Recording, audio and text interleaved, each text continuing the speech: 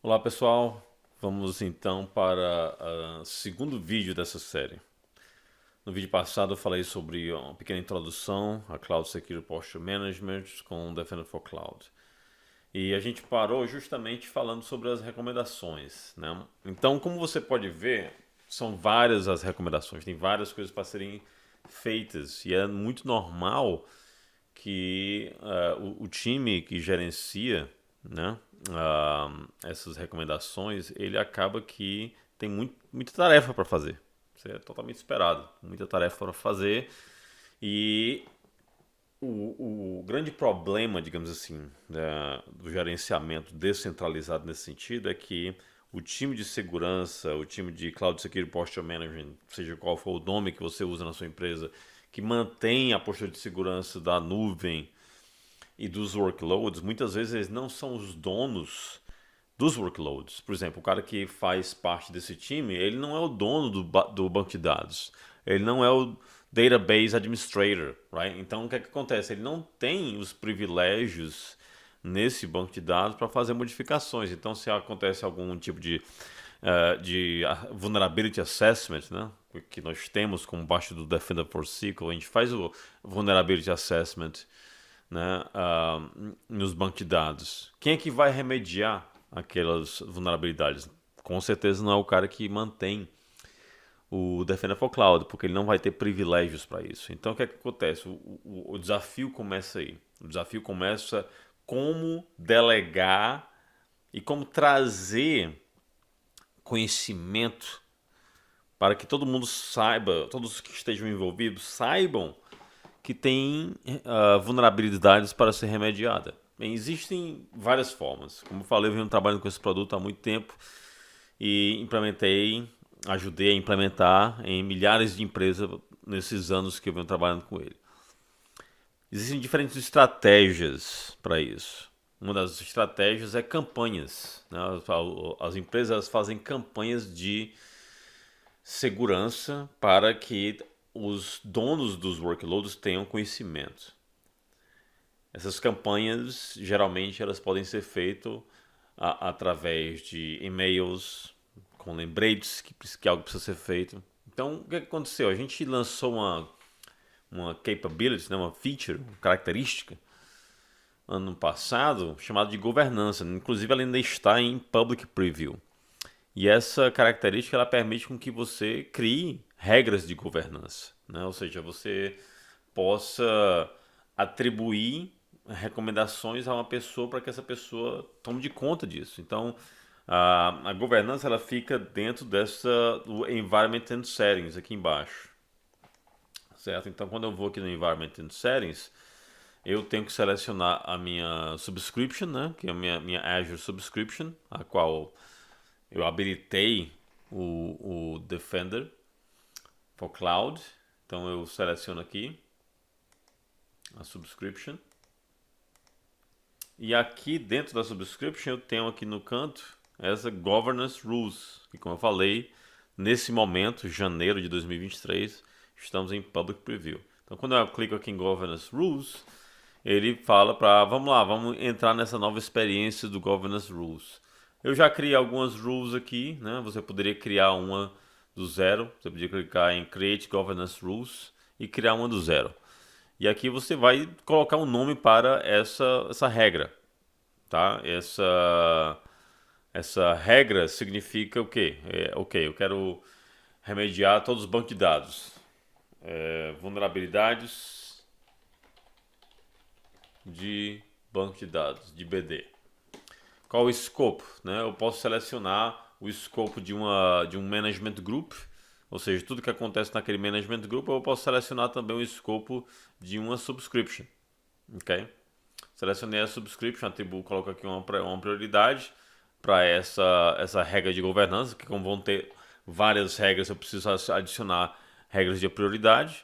E aqui eu coloco as condições. Qual é a condição dessa regra? É por severidade, ou seja, todas as recomendações de high severity, de alta severidade, fazem parte disso aqui. Ou eu posso fazer também por recomendação específica. Então, no meu caso aqui, que eu quero só database, então eu posso colocar aqui database. database, e aí selecionar tudo que está relacionado à database, né? Todas as recomendações aqui aparece banco de dados no nome, então eu posso selecionar todas elas, por exemplo, e dizer o seguinte, olha, todas essas recomendações aqui que acontecerem, eu quero trazer para o conhecimento, ok? De uma específica pessoa. Eu posso colocar isso pelo e-mail daquela pessoa ou por tag. Então, o que acontece? Tem algumas empresas que usam tags.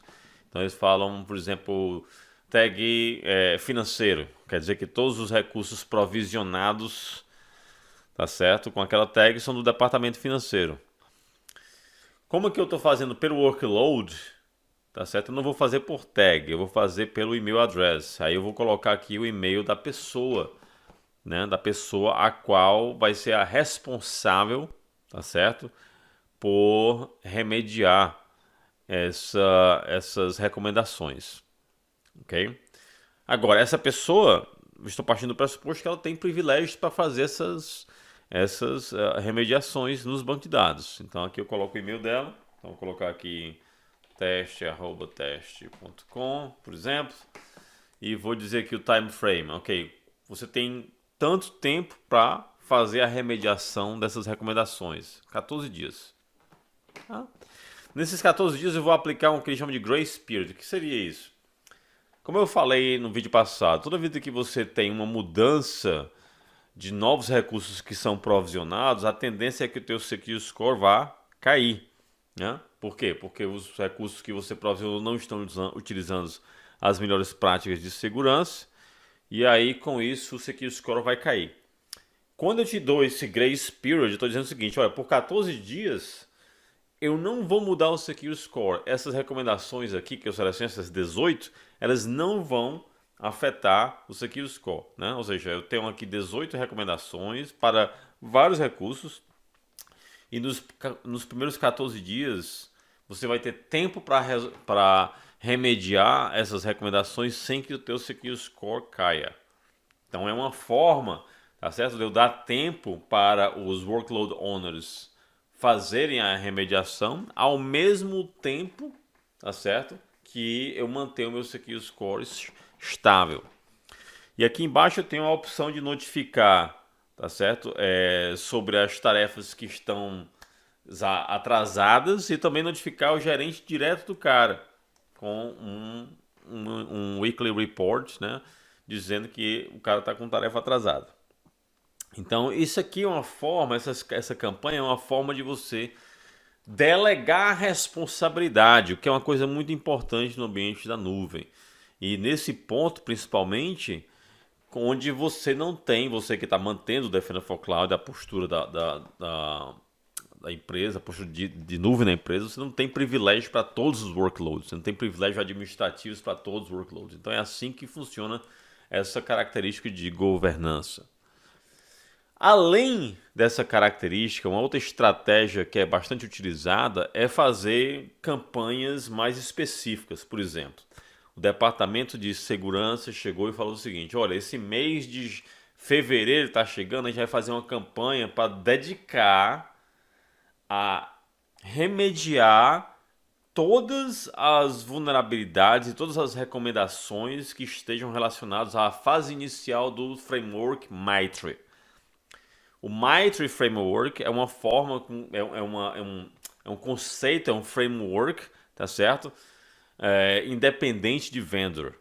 Mas é um padrão de indústria hoje em dia, porque muitas empresas já estão utilizando o MITRE Framework como uma forma de mapear os ataques e entender as técnicas, tá certo? E as táticas dos threat actors quando eles tentam fazer um determinado tipo de campanha. Então, isso foi oriundo do pensamento do framework de Cyber Kill Chain, ou seja, saber que existem várias fases em um ataque, desde a parte de reconhecimento do ambiente até a parte de exploração e comunicação com o Command and Control.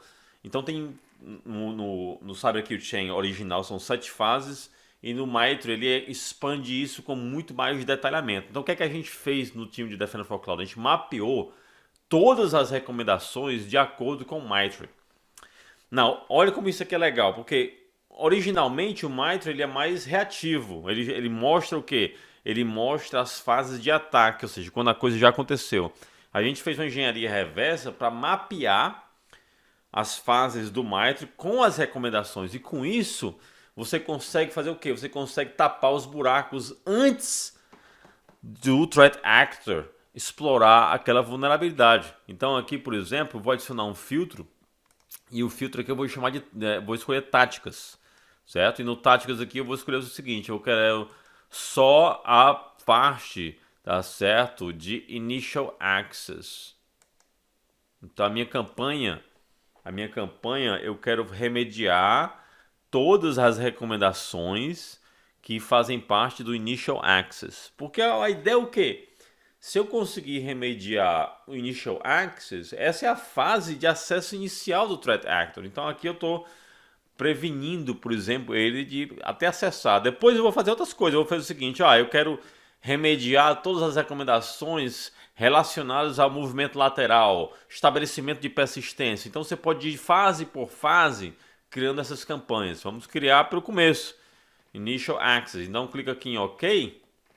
Aí eu vejo agora o seguinte, todas as recomendações que estão aparecendo aqui são recomendações relacionadas à fase inicial do Mitre Framework. Tanto é que quando eu clico em algumas dessas, ele vai me mostrar, tá certo, o mapeamento. Notem que o mapeamento ele pode acontecer em múltiplas técnicas, tá certo? Ou seja, essa recomendação ela está atrelada a 8 técnicas e táticas. Então, quando eu clico aqui, por exemplo, ele me mostra, tá, que esse tipo de recomendação pode ser explorada tanto na fase inicial, quanto na fase de execução, quanto na fase de acesso de credencial.